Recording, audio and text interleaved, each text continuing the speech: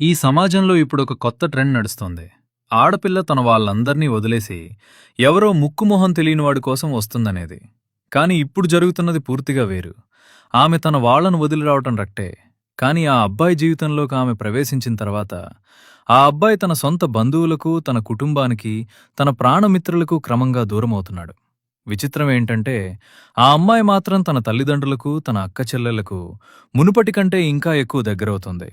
చివరకు మనవడు, మనవరాలు కూడా నానమ్మకు దూరమవుతూ అమ్మమ్మకు దగ్గరవుతున్నారు. మన రక్తం పంచుకున్న బంధువులు మనకు దూరమైపోతుంటే, ఆమె తరపు దూరపు బంధువులు మనకు అత్యంత ఆప్తులవుతున్నారు.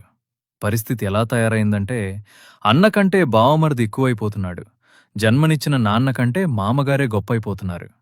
ఆడపిల్ల తన వాళ్ళను వదిలేసొస్తుంది అని లోకం తెగ పొగిడేస్తోంది కాని, అసలు విషయం ఏంటంటే, తను వదిలేసొచ్చేది నిన్ను కలుపుకొని పోవటానికి మాత్రమే. కేవలం నిన్ను మాత్రమే. మన అన్న ఇంట్లో ఏదైనా ఫంక్షన్ ఉంటే మనం ఒక్కరమే వెళ్తాం. అదే బావమరిదింట్లో ఫంక్షన్ ఉందంటే చాలు, పెళ్ళాం, పిల్లలతో సహా కుటుంబమంతా సర్దుకుని వెళ్ళిపోతాం.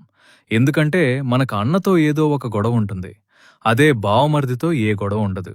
నీకు నీ బావమరిదికి మధ్య ఉన్నది కేవలం చుక్కముక్క రిలేషన్ మాత్రమే. నీ అన్నను ఆస్తివాటా అడిగినట్టు నీ బావమరిదిని అదనపు కట్నం అడుగు. అప్పుడు తెలుస్తుంది నీ అన్న ఎలాంటివాడు, నీ బావమరిది ఎలాంటివాడు. చివరకు మన ఇంట్లోనే, మనవాళ్ల మధ్యలోనే మనల్ని పరాయివాడిగా చేసి, వాళ్ల చుట్టాల్లో మనల్ని కలిపేస్తోంది ఈ వ్యవస్థ. ఇంకా క్లియర్గా చెప్పాలంటే, ఒక్కసారి నీ ఫోన్లో మీ అమ్మతో, మీ నాన్నతో నువ్వు ఎంత సమయం మాట్లాడేవో చూసుకో.